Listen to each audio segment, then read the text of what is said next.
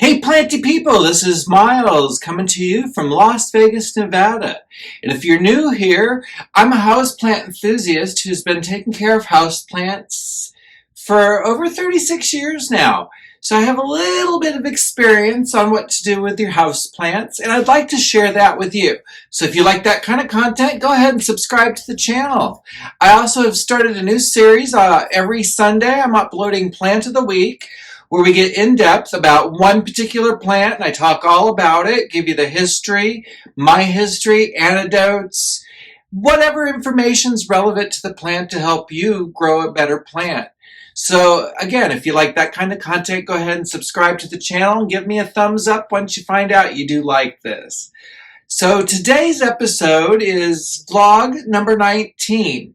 And today I just wanted to give a quick shout out to a Canadian YouTuber out there who, something Fern. Anyhow, I do follow her. I'll put her subscription up here on the screen. Go ahead and subscribe to her. She gets a lot of cute little plants. Well, I just watched a video where she had gotten a Monstera siltepecana. And if you live here in the Las Vegas Valley, you may know that over the last weekend there's been some serious plant drama going on that I'm not going to get into because I like to keep it positive here. But I will say that if you want to look into that and you like to know what the tea is, go ahead and look into Blue Wave Plants and notice how they're not allowing comments on the page. And if you're on Facebook, which I'm not, I understand there's a lot of stuff going on there too.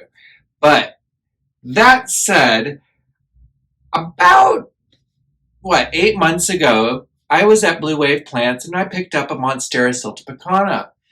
My Monstera siltepecana was beautiful. It had 3 or 4 leaves.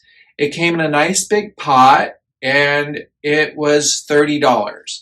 It was my birthday plant, so I went ahead and got it because I really liked it. It was really pretty. When I got it home, it grew so vigorously. It started a new branch, new vine, so it had 2 vines going. And it had a little piece that was kind of damaged when I picked it up, so I went ahead and propagated that. That piece did propagate finally, and it took forever, it seems like, for that piece. And I think it was because it was weaker than had I cut it purposefully.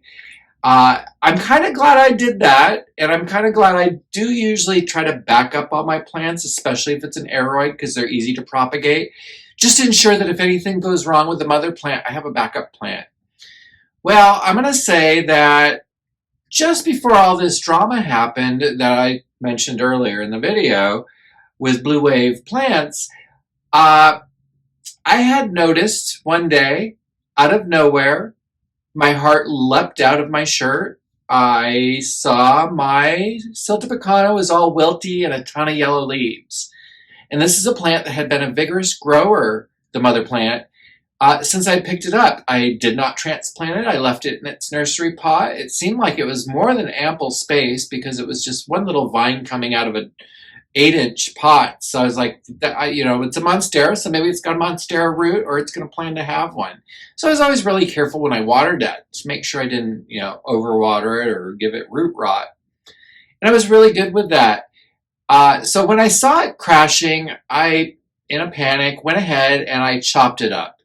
I had, like I said, already started, and right here I have it, and I'll give you some nice B-roll footage of the cutting. That's doing quite well, actually, this little Monstera. It's actually, the roots kind of growing out of the bottom of the pot. And again, I'll give you some B-roll shots. But the mother plant was it was failing. It had, I think, 10 or 12 yellow leaves that I had to throw away. So what I did is I immediately took the plant, I chopped it up, I soaked the leaves in water for about an hour to let them really hydrate because I was kind of worried how wilty they were, that they might not bounce back, they might not root up. And as you all know, I don't have an aquarium anymore that's full of fish. You might see it's back here full of plants now.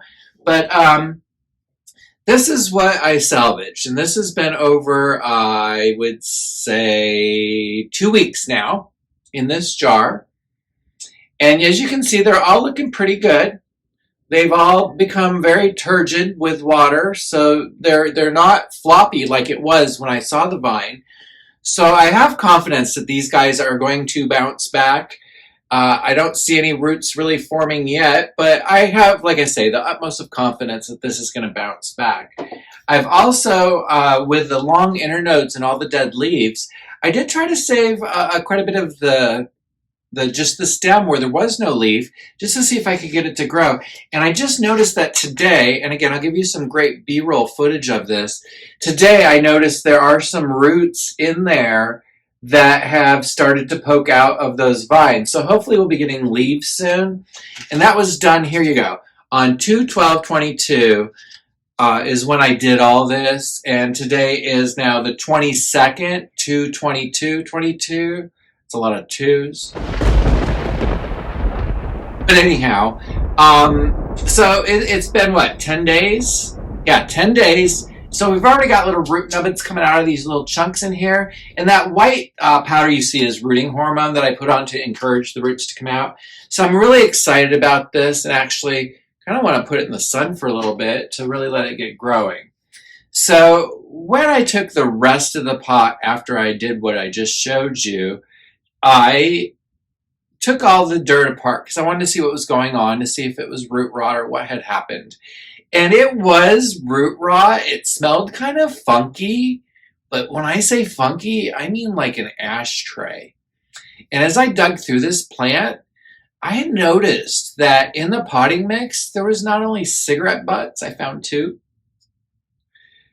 There was chewing gum, like chewed up chewing gum that someone had like spit into this dirt. And I'm like, oh my gosh, what do I have here? So needless to say, I have a few other plants that I picked up from that nursery that I've inspected the soil from. That one so far is the only one that's had that kind of issue going on. But gee whiz, guys, I don't know if it was because of the nursery or because Monstera siltepecana has a fussy time with its pot. And the other reason I'm bringing this up is because I think, if I'm not mistaken, Jacqueline's Jungle, hi Jackie, she had a Monstera siltepecana that also crashed on her, and I'm sure it's for much different reasons, only because she's on the East Coast, I'm on the West Coast, and I'm almost positive she didn't come out to Las Vegas to pick that plant up. Although she might have shipped it, but I don't think that's the case either.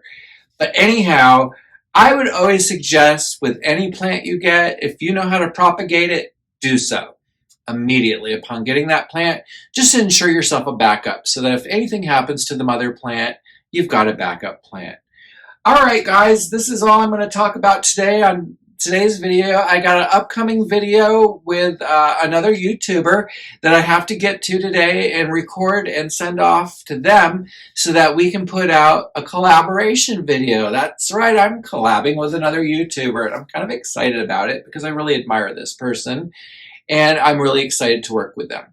Anyhow, thanks guys for watching. Sorry, should be thanks planty people for watching.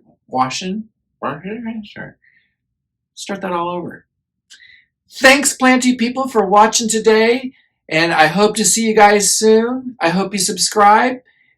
What plant do you want me to do in next Sunday's Plant of the Week? Go ahead and tell me in the comments below, and I'll give it consideration. I already have something on my mind, but please, by all means. Thanks, and bye.